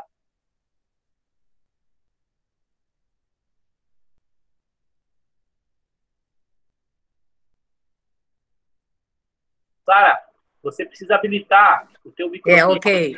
Pronto, liguei. Bom dia. Bom dia, Ronald. Bom dia, colegas. Obrigada pela oportunidade de estar com vocês. Eu considero uma oportunidade muito grande essa que o mundo está vivendo, e nós particularmente, né? Porque, de repente, assuntos que eram desprezados, como a saúde, passam a ocupar um espaço muito grande. Os profissionais da saúde, todos, né, começam a ter a importância que sempre tiveram. E o que perpassa muito é o quanto nós, no mundo quase, nós não temos bens e serviços prontos, adequados para atender a população numa situação de urgência, emergência e epidemia ou pandemia. Depender da China, esse grande país que produz tanta coisa, para máscara, né, para respirador, dessa forma tão brutal, o próprio Estados Unidos dependerem, mostra o quanto nós não demos importância a esses materiais. Quanto às patentes neste tema, claro, desde o começo eu fico pensando, bom, o maior sonho da indústria nesse momento, dos grandes grupos internacionais, é ter um fármaco patenteável, novo. O que realmente é necessário é uma declaração universal aí de que qualquer produto desenvolvido para a doença, para o tratamento da Covid, não terá licença compulsória imediata, mesmo que seja, digamos, por 4 anos, 2 anos, temporária, o que nunca houve nesse sentido. E também chama a atenção, que eu acho bem promissor, o uso do plasma de pessoas que já se curaram da doença como um material estimulador do sistema imunológico dos doentes. Eu acho que as terapêuticas naturais são muito bem-vindas. E penso o quanto já deve se estar discutindo como determinar a propriedade desse material biológico, porque isso já esteve antigamente, na época da discussão de patentes, já era um sonho da indústria poder ter o tratamento específico para aquele doente, tirar o sangue dele, tratar, colocar um fármaco que pudesse ter uma função. E aí esse sangue, esse plasma é universal? O que está ali dentro pode ser utilizado ou é patenteado? Eu acompanhei muito esse tipo de discussão de patentear o plasma humano. Os ensaios clínicos, né, são feitos com pessoas e recebem o produto. E aí tem os resultados, deu resultado, tá? Esse material biológico é propriedade de quem? é propriedade do hospital, dos médicos que fizeram o exame, do doente, né? Então, isso se discutia muito da interferência do Estado ou dos sistemas no material das pessoas. E agora, quando a privacidade cai, né, quando todo mundo pode ser acompanhado em tudo que faz, esse é um tema que a gente não deve esquecer. A Débora levantou uma questão muito importante da produção de conhecimento. E a patente, como nós dizíamos na época, ela resulta, o conhecimento é acumulado, né? Todo ele é acumulado. Então, não é justo que, de repente, estão utilizando produtos antigos, produtos já conhecidos. Tratou ebola há muito tempo, pode ser agora, tratou malária. Isso é conhecimento acumulado que nós estamos dando uma nova dimensão e uma nova utilidade. Tem que resguardar esse conhecimento e esses produtos de qualquer tentativa de monopólio comercial. Acho que nesse é um momento muito sério de se exigir que a União Internacional diga que produtos dessa ordem, com aprovação dos países, é claro, não terão monopólio. E levantarmos a produção, já tivemos todo um processo de que, pela verticalização da produção no Brasil, quer dizer, não adianta só o produto final. Nós precisamos ainda, depois de tantas décadas, chegar às matérias-primas, chegar aos insumos, chegar à produção realmente de toda a cadeia para poder dizer que o país chega a um certo nível, não de independência, porque ninguém é independente no mundo, mas de uma certa autonomia para atender às necessidades da população. Obrigada, gente. Valeu, Sara. Obrigado pela sua contribuição. Aqui no chat, o Fábio Weber trouxe uma pergunta para compartilhar com todos aqui. Ele diz o seguinte: a produção farmacêutica globalizada tem grandes cadeias de fornecedores, não apenas insumos, mas também equipamentos e consumíveis que são críticos. O cenário atual de desabastecimento de medicamentos gera uma resposta na indústria de buscar mais redundância nos fornecedores, lembrando que respiradores também precisam de anestésicos, por exemplo. Aí ele pergunta: como enfrentar esse problema iminente e aproveitar essa oportunidade futura? Aí, obrigado, Fábio, pela pergunta. Deixa aí para nossos debatedores, que também tem que estar participando, utilizar a contribuição aí do Fábio. Está inscrito agora a minha sempre líder, Célia Chaves. Célia, com você. Oi, pessoal.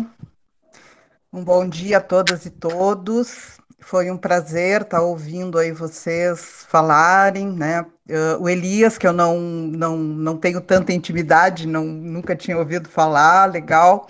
O Bermudes, nosso eterno guru aí dessa área. E vi que tem um monte de gente do GTPI ali, eu vi a Marcela, a Gabriela, que legal rever vocês, nem que seja desta forma. Eu não podia deixar de fazer uma manifestação no sentido do que a federação, né, tem feito em relação a essa questão, inclusive falando de GTPI, né, junto com a GTPI a gente entrou com aquela DIN das patentes pipeline. Então, assim, a federação tem toda uma história, né, além do que toda a vivência que a Gilda teve, né, naquela época da luta contra a lei das patentes, né, contra a aprovação da lei das patentes, né, no Fórum do Uso do Conhecimento, que foi, acho que é aí que começou, assim, fortemente, né, a FENAFAR a participar desse processo. Então, nós não poderíamos, neste momento, estar fora deste debate, e somos, na realidade, quem está propondo este debate. E eu acho que realmente, infelizmente, nessa situação, nós temos uma grande oportunidade pela frente, né? Já tínhamos quando percebemos a questão da falta do investimento em saúde de uma maneira geral, já foi o grande mote para a gente mostrar o quão errado foi, né, diminuirmos de maneira drástica e até assassina os recursos para a saúde, de uma maneira geral, né, para o atendimento, mas também na área de pesquisa. E, sem dúvida, eu acho que a gente tem agora essa grande oportunidade de mostrar da importância, né, da questão que não é nem importante, ela é indispensável, ela é vital, né, de termos a soberania na produção dos medicamentos, né, a ponto do ministro, inclusive o Bermudes citou isso, né, eu vi aquela entrevista do Mandetta, em que ele reconhece, né, que efetivamente essa falta de soberania não só nos medicamentos, mas nos insumos em geral, né, nos equipamentos e nos produtos em geral de saúde, essa dependência total que nós temos, e pior, dependência de um país, às vezes, um único país que produz, né, um tipo de produto, o quão isso é nocivo, né, nesse momento em que a gente vê o país inteiro e o mundo inteiro, né, necessitando de um mesmo produto, né, de um mesmo medicamento. Então, isso reforça, né, a luta que a gente teve, enfim, mostra, né, que estávamos certos em defender essa questão, de lutar por essa questão. E, sem dúvida, eu acho que nos dá, apesar de, nesse momento tão trágico, uma grande oportunidade de nós revertermos essa situação e, quem sabe, né, porque todos estão dizendo por aí que o mundo não será igual após, né, esse processo todo, e a gente espera que não seja igual, mas que seja para melhor.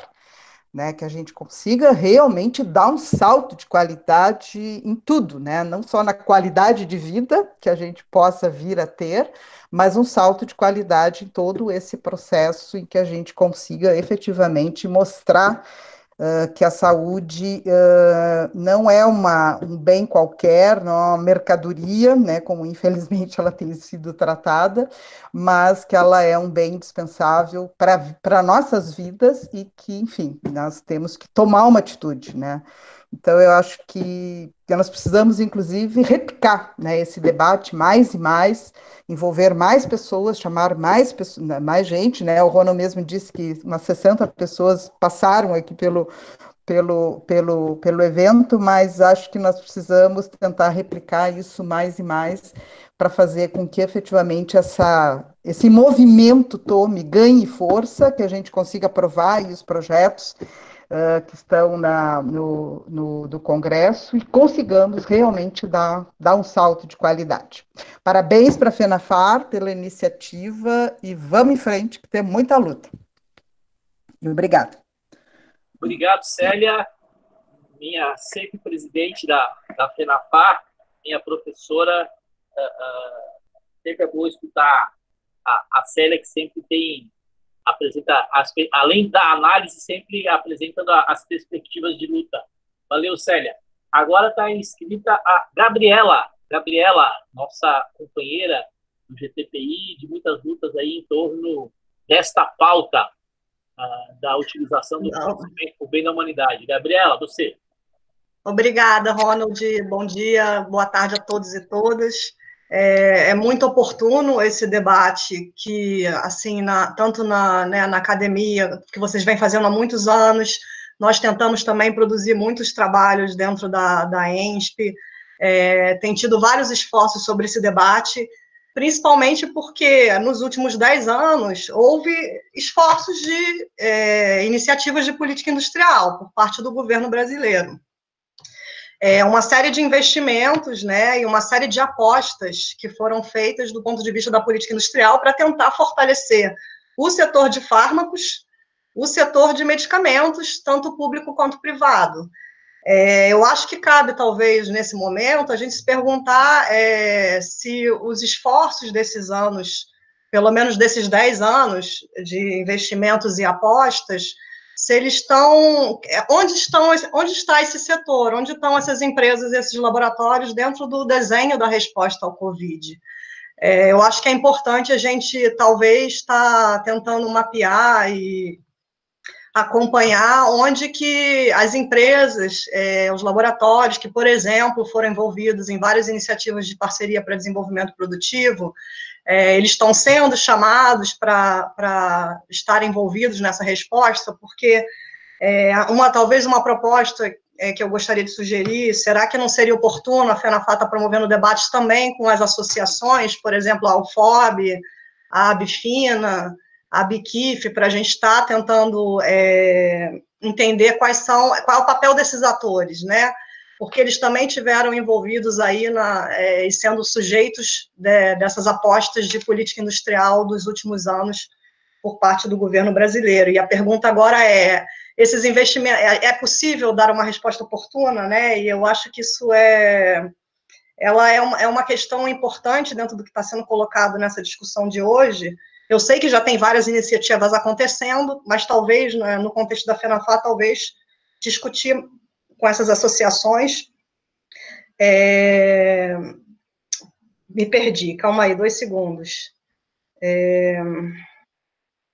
Porque esses projetos de lei para lidar com a barreira patentária, eles são muito importantes, e é muito importante que isso já esteja em curso dentro do legislativo.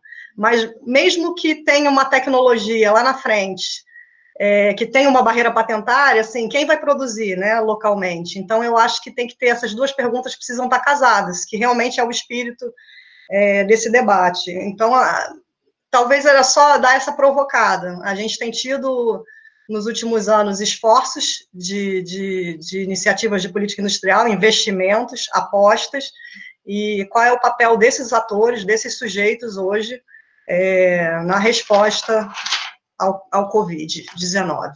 Obrigada. É um pouco na linha também do que o Fábio apresentou ali, né? A gente tem uma cadeia, houve investimentos para diferentes segmentos dessa cadeia produtiva, e talvez agora seria importante a gente pensar como conectar esses diferentes segmentos dentro dessa resposta. Eu sei que tem muitas iniciativas em curso, mas eu acho que seria interessante fazer um monitoramento realmente sobre a construção desse papel, dessa resposta oportuna. Obrigada. Muito bem, Gabriela. Tocou no centro da nossa discussão e de qual vai ser os movimentos táticos nesse momento. E os movimentos táticos significam, inclusive, responder algumas perguntas concretas, como a que o Luiz Costa colocou aqui. Apontam que uma das formas de intervir no combate além da questão do distanciamento social, é a questão da testagem em massa. Testar. Aí fica a pergunta, mas quem produz os kits diagnósticos, já que está um desabastecimento? Da mesma forma, quem vai produzir os medicamentos? Eu acho que essa pergunta que a Gabriela traz, associado à intervenção que o Elias coloca a respeito do papel da indústria, nos coloca desafios de curtíssimo prazo de estabelecer os diálogos sociais necessários para, de fato, caminhar na direção de uma postura mais soberana diante desse quadro. Acho perfeito aí, Gabriela, obrigado pela sua contribuição. Está escrita agora a Maria Eugênia. Só uma observação, Maria Eugênia também é minha líder, né? Minha grande líder, ex-presidente da Federação Nacional dos Farmacêuticos, uma das grandes condutoras aí, nesse último período, junto ao Conselho Nacional de Saúde, para a formulação mais recente da Política Nacional de Vigilância em Saúde. Bom ter você aqui, Maria Eugênia. Obrigado pela sua participação. Com a palavra, Maria Eugênia. Oi, Ronald. Eu que agradeço. Queria, primeiramente, dar um bom dia a todos os meus companheiros e companheiras que estão aqui presentes, algumas pessoas que eu não converso há um tempo. Sara Canter, é um prazer ter ouvido você. É uma grande oportunidade, né, da gente também rever as pessoas e poder conversar, dialogar sobre um tema tão importante, né? Queria dar os parabéns para as intervenções iniciais feitas pelo Ronald.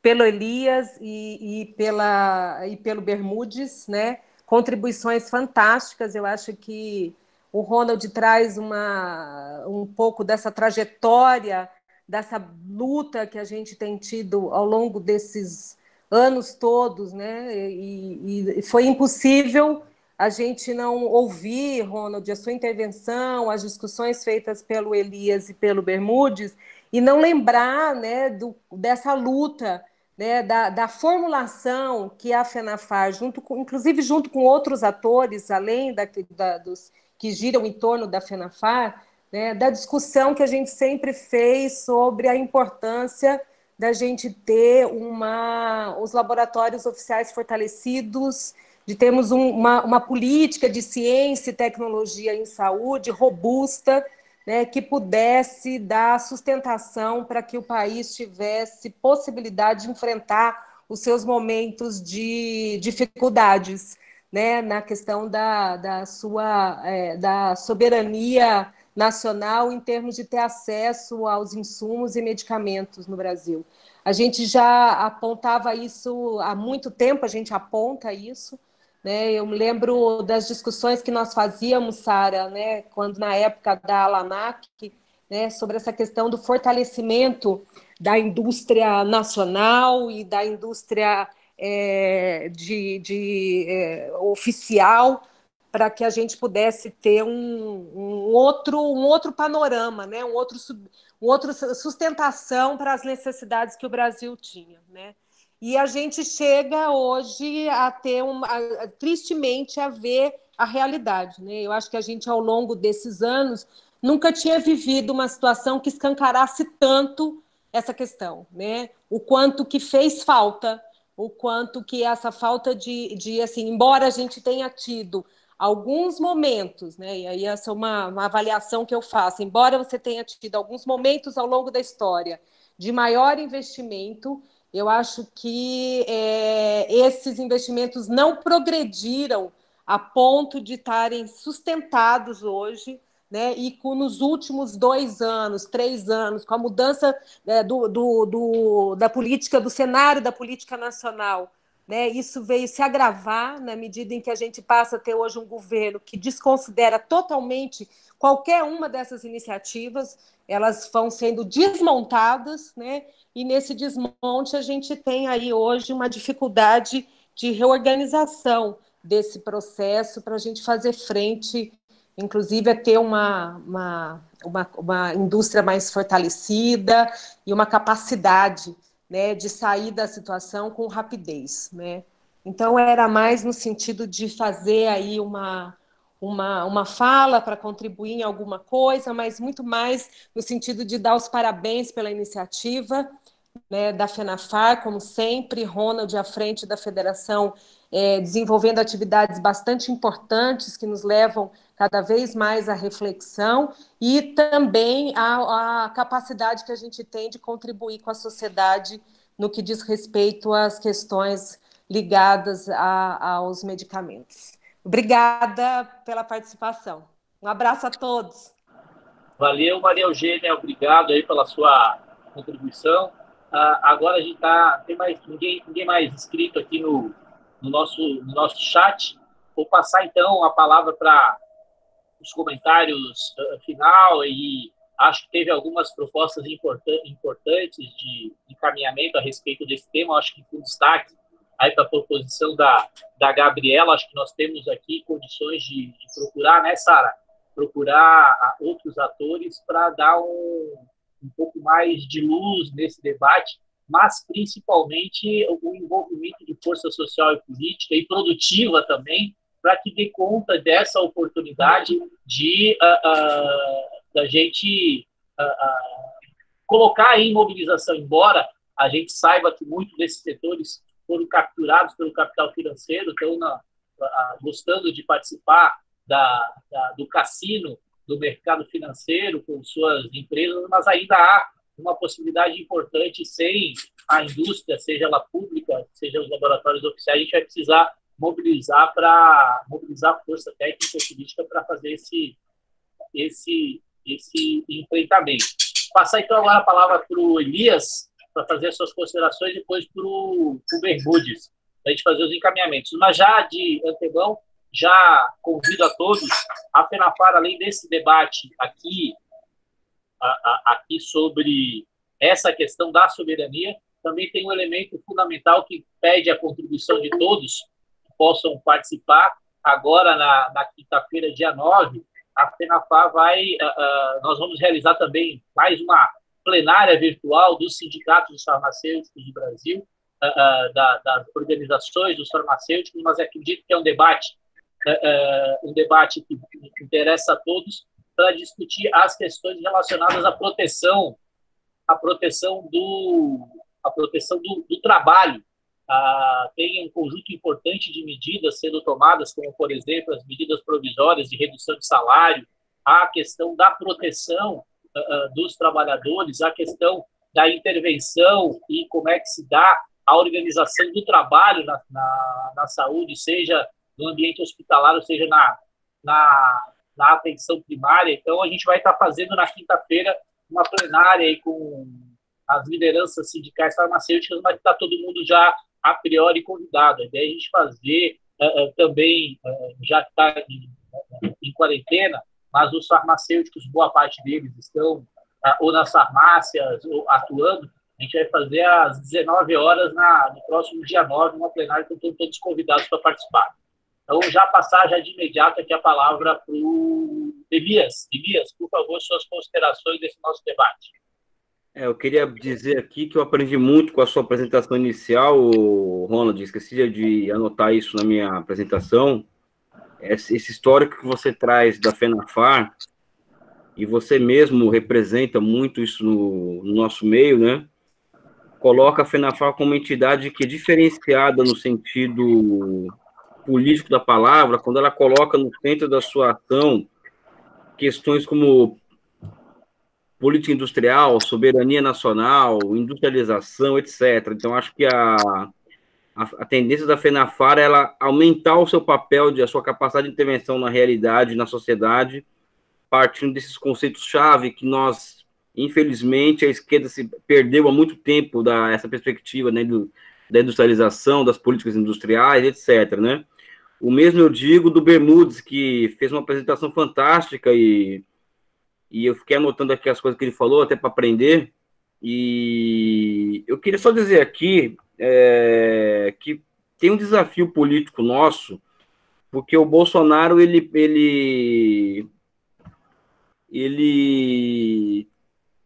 continua mantendo um texto do seu eleitorado. Teve uma pesquisa, acho que da Datafolha, que saiu hoje, alguma coisa desse tipo. Então, é muito difícil, vamos dizer assim, tentar isolá-lo ao ponto dele pedir renúncia, coisas do tipo. Então, fica o desafio político do médio prazo, que é construir uma narrativa política capaz de ampliar a necessidade de uma nova maioria política no Brasil, tá? Então, essa nova maioria política ela tem que ter como centro de as suas ideias forças a questão da reindustrialização e a questão da soberania nacional. Eu falo porque vai vir com muita força agora no mundo esse discurso de que, olha, já coloquei aqui na minha apresentação, soluções globais demandam, problemas globais demandam soluções globais, que no fundo é uma forma de manutenção do status quo do atual do mundo. O Henry Kissinger fez um artigo esses dias, se não me engano, para o Wall Street Journal, colocando a manutenção da hegemonia americana em perspectiva pós-coronavírus, ou seja, os grandes teóricos, ideólogos do centro do sistema, eles estão elaborando o tempo inteiro, né? Ou seja, quem achar que a China vai sair fortalecida desse processo e vai ficar por aí mesmo, está enganado. E também está enganado quem está achando que o capitalismo não passa dessa, ou seja, que o capitalismo está na UTI, e que nós voltamos a uma ofensiva estratégica, também não está entendendo nada, né? E, por fim, eu queria só, porque eu não tenho muito a dizer sobre a questão farmacêutica, até porque eu mais aprendo do que outra coisa, é que a Gabriela fala das políticas industriais dos últimos 10 anos no Brasil. Gabriela, eu não sei dizer da área de farmacêutico, mas em outros setores da economia, todas essas políticas industriais, elas tiveram muito poucos efeitos, porque, tirando Petrobras, que tinha essa questão do conteúdo nacional, nós tínhamos boas intenções em matéria de política industrial, tanto é que todo ano o Lula fazia uma festa, ou a Dilma, que ia ser em torno de uma política industrial, essa coisa toda. Todo ano lançava uma política industrial, né? Todo ano tinha um evento, né?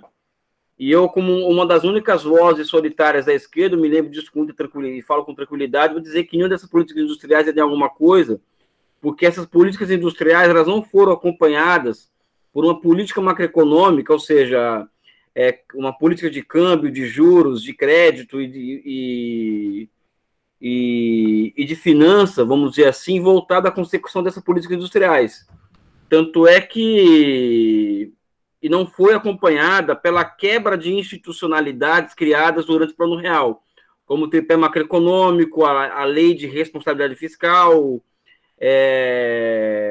etc, etc, etc. Tanto é que quando chega a Operação Lava Jato, lei de licitações, essa questão dos 3 orçamentos e pegar o mais barato, ou seja, tanto é que quando chega a Operação Lava Jato, as empresas nacionais elas são pegas de calça curta, porque grande parte delas, ao serem beneficiadas as políticas de conteúdo nacional da Petrobras, em certa medida elas infligiam, né? Esqueci qual que é o termo correto aqui, a LRF, né? Então ficou muito fácil das empresas nacionais serem pegas na Operação Lava Jato. Porque é isso, né? Ou seja, acreditar que de ter um governo durante 4 anos é fazer grandes festas, né? Quando, na verdade, faltou muita política de Estado nos últimos 12 anos, nos 14 anos de governos de esquerda no Brasil, populares, etc, etc, etc, né? Então, fica a minha crítica aqui, né? A essa ilusão criada de política industrial dos últimos 12, 13 anos. Eu não acredito que eu vi isso de forma séria e efetiva no Brasil, não é? Eu acho que brincou-se de Estado Nacional durante 12, 13 anos. É só você ver o que é o Supremo Tribunal Federal hoje, não é? Então, eu acho que fica a dica para nós aqui, para mim, para todo mundo, levar a sério essa questão da nação, da nacionalidade, a questão da soberania nacional, que ela continua sendo o espírito do tempo, né? Em contraposição às pautas identitárias, que são a forma de guerra híbrida que enredam a esquerda no Brasil hoje. E agora eu fico aqui querendo ouvir as considerações do Bermudes. Eu quero agradecer o fato de vocês me ouvirem e me convidarem para essa conversa, tá bom? Acho que é a primeira vez que eu participo de uma conversa e não falo da China há muito tempo, né? Isso é um bom sinal, né? Um abraço. Valeu. Mas a gente vai fazer o próximo para você falar da China, tá, Elias? Tá bom. Você pode também fazer uma propaganda do seu livro sobre a questão da... Eu queria fazer uma outra propaganda aqui. Posso, rapidinho? Pode.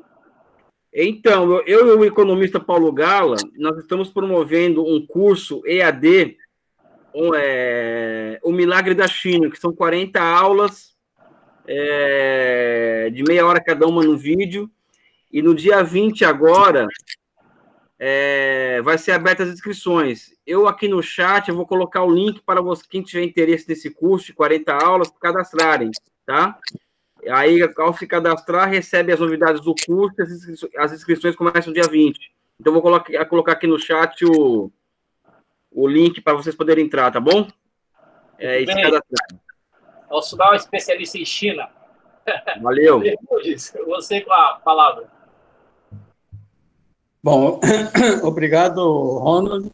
Foi muito bom escutar você, Ronald, e ouvir todo esse histórico de luta que a gente passou, acompanhou, ver pessoas como a Sara Canter, que na época era uma pessoa ativíssima na ALANAC, que trabalhou muito no Fórum pela Liberdade do Conhecimento, Gilda Almeida, que era presidente da FENAFAR na época, né? Então, acho que é um saudosismo sadio esse também.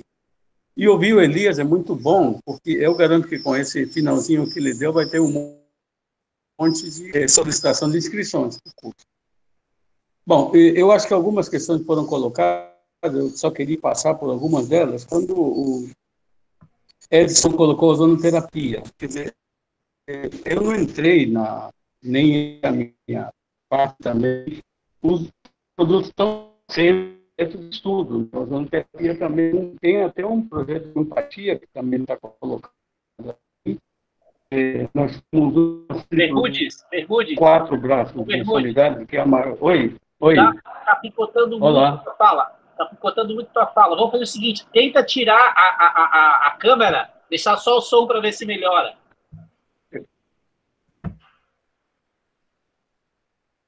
Vamos lá. Ok, talvez melhore. Acho que melhorou um pouco. Muito bem. Bom, vou tentar também ser rápido, porque eu acho que também não adianta entrar nas considerações. Eu acho que aprendemos muita coisa, ouvimos propostas interessantes.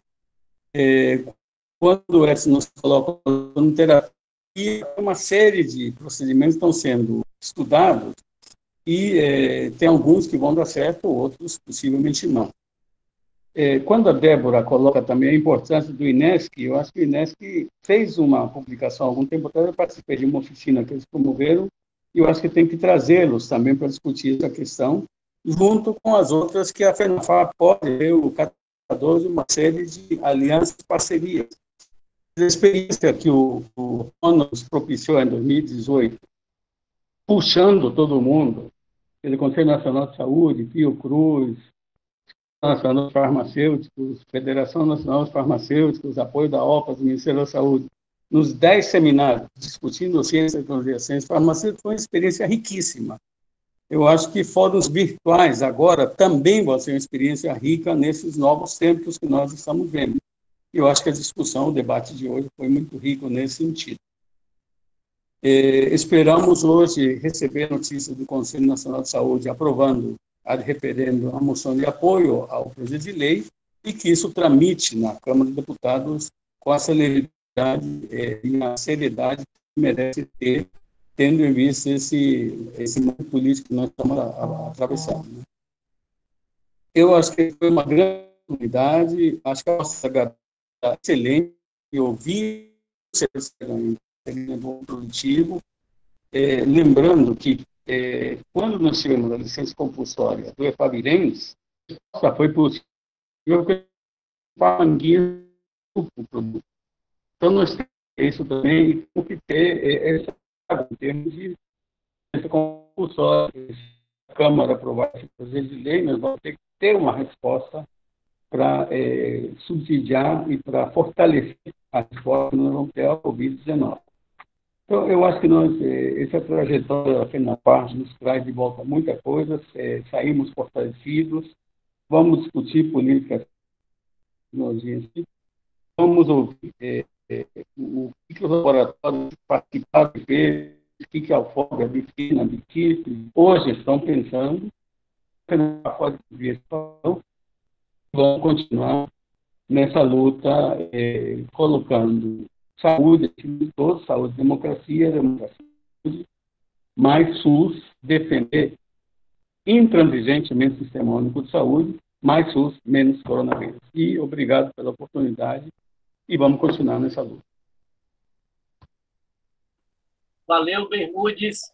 Queria, fechando aqui, agradecer a participação de cada um, de cada uma que deixou sua manhã para compartilhar aqui conosco hoje esse debate, dizer que nós, como alguém falou, acho que a Célia falou, mas alguém falou, de que nós vamos inaugurar um novo tempo, estamos inaugurando uma nova etapa, e eu acho que quem escolhe na luta de classes o lado dos trabalhadores, o lado da produção, o lado da vida, precisa, mais do que nunca, se apropriar desses meios de produção que nós estamos usando aqui, que a tecnologia permite, para fazer o bom combate.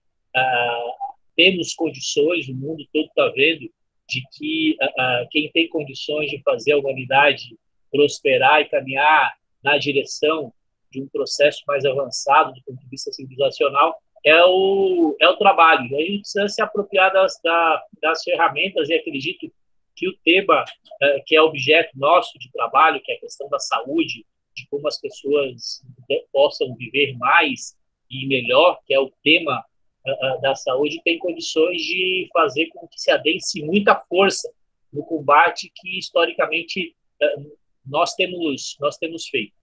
Dito isso, agradecer a todos, lembrando a todos que amanhã é o Dia Mundial da Saúde, e várias entidades, várias organizações estão fazendo diversas manifestações. Vai ter amanhã à noite uma série de aplausos aos profissionais de saúde, mas também estão convocando a todos, todas, para amanhã, nas suas redes sociais, nas suas janelas, em diferentes espaços, também amanhã se manifestar em torno de algumas pautas importantes, como a questão da defesa do Sistema Único de Saúde, o enfrentamento disso que o Elias colocou, que é um dos pilares que sustenta essa atual política econômica, que é a questão da revogação do teto de gastos, da EC 95, ou seja, se manifestar amanhã está apostando nas diferentes redes e principalmente que tem insistido muito, que muitas vezes a gente